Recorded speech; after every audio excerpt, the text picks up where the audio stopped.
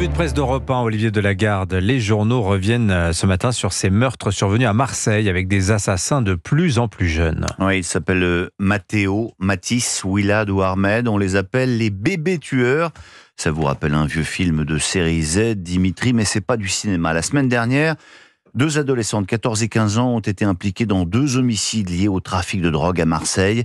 Et toute la presse, avec un peu de retard, pour cause de commémoration du 7 octobre, revient sur ce double drame, cette sauvagerie inédite, pour reprendre les propos du procureur de la République. Parce qu'il ne s'agit pas d'un épiphénomène, mais bien d'une tendance de fond, confirme le Parisien aujourd'hui en France, qui consacre sa une à ces ados tueurs à gages. Ils sont recrutés pour quelques milliers d'euros sur les réseaux sociaux. Hasard du calendrier, 3 journalistes du quotidien sortent justement un livre cette semaine sur ce phénomène. Tout est choquant dans le mal qui gangrène l'Hexagone, résume Frédéric Michel dans son éditorial.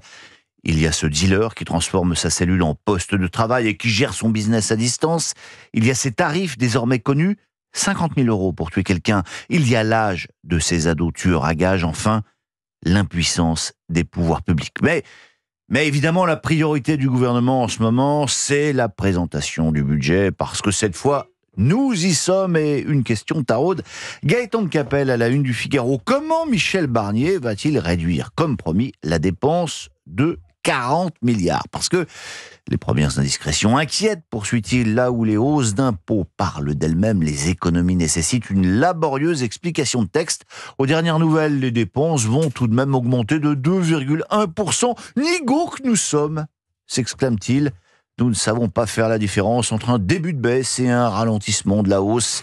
Et si le gouvernement est en mal d'inspiration, il trouvera dans le Figaro les propositions de l'Institut Montaigne pour économiser 150 milliards. Le problème, c'est qu'il faut ensuite trouver le courage politique et que ça, ce n'est pas dans le journal. Bien vu.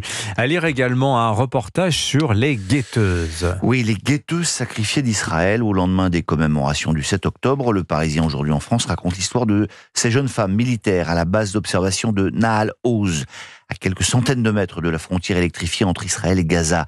Leur mission, c'était de surveiller sur des écrans l'étanchéité de la barrière.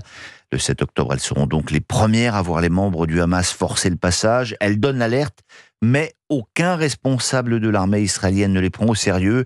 Désarmées et cible facile pour les terroristes, elles mourront ensuite dans des conditions épouvantables. Bon, ça y est Anissa, vous avez le moral bien plombé. Ah oui, je vous remercie Olivier. Oui. Je suis bien conscient que tout cela manque un peu de légèreté.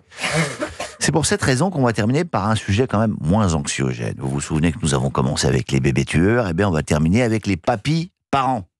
C'est La Croix qui consacre une grande enquête à ces seniors qui décident de découvrir ou redécouvrir les joies de la maternité ou de la paternité après 40, 50, 60, voire 70 ans. Non. Alors en fait, après 50 ans, chez les femmes, ça devient plus rare, Oui. moins de 1% des naissances, mais entre 40 et 50 ans, c'est presque devenu courant. Et puis alors, pour les hommes, là, il n'y a quasiment pas de limite. Du coup, il y a de ce fait pas mal de couples recomposés qui se décident à faire un enfant tardif, raconte Alice Ledréau. Reste que faire un enfant, eh ben, c'est sympa, mais ensuite, il faut quand même l'élever. Alors, La Croix a recueilli pas mal de témoignages, celui de Bernard, par exemple, 60 ans, qui reconnaît qu'être père d'un enfant en bas âge, eh ben, c'est sportif. Ouais. Question du journal. Et aujourd'hui, si c'était à refaire, Bernard? Alors Bernard réfléchit. J'adore la pitoune, mais ce serait non. Nous voilà prévenus.